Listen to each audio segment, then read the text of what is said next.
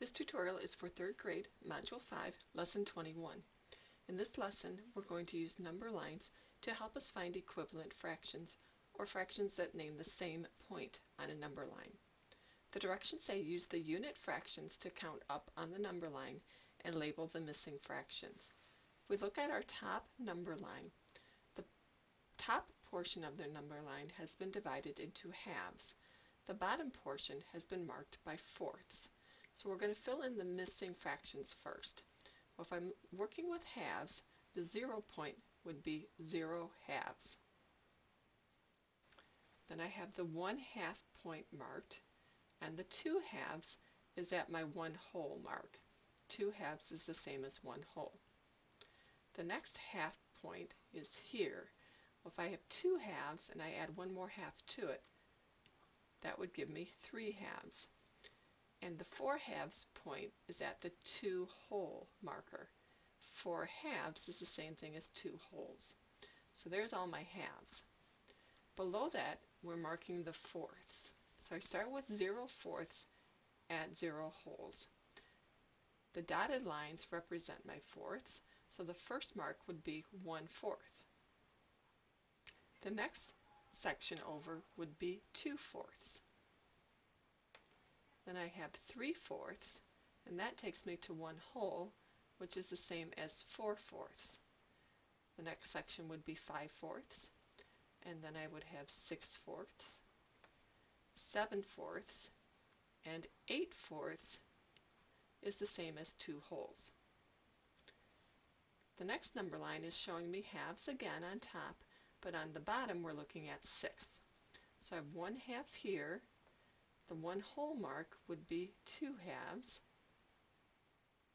The next mark over would be 3 halves. And then 2 wholes would show me 4 halves. To mark my sixth, I can look at my first box. Well, here's 0. This first section represents 1/6. This box would represent 3/6 because it's 3 sections over. The 6/6 is the same as 1 whole. To find this box, I just need to count on from my 6/6.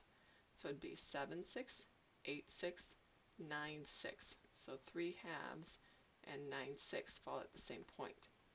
And then my last one would be 3 more sixths, or 12/6, and that's the same as 2 wholes. Now we're going to use these number lines to make true number sentences at the bottom. So here we have 2 fourths, and they're asking us 2 fourths is equal to how many sixths?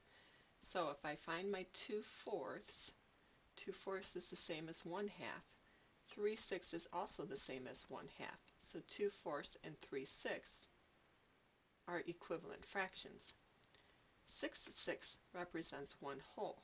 So then 2 halves also represents 1 whole, as well as 4 fourths.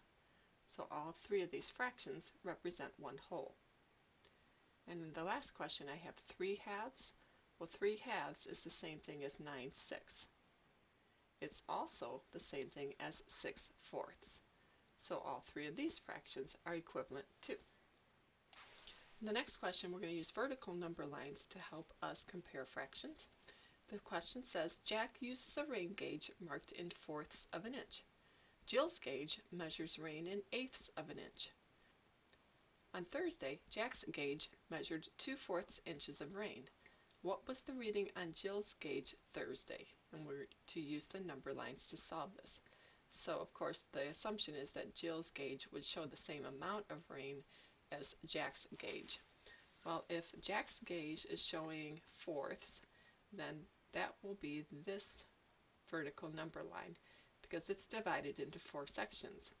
And Jill's number line will be this one because it's divided into 8 sections. So the first thing we want to do is find Jack's measurement. So that was 2/4 inches of rain.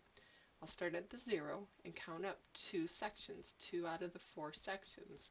So that would be at this point, 2/4. Jill's has to show the same amount, which would be this point. And since her gauge is measured in eighths, we just need to count how many eighths that is. So we say 1/8, 2/8, 3/8, 4/8. So Jill's gauge shows 4/8 of an inch, and we'll write that as our answer statement.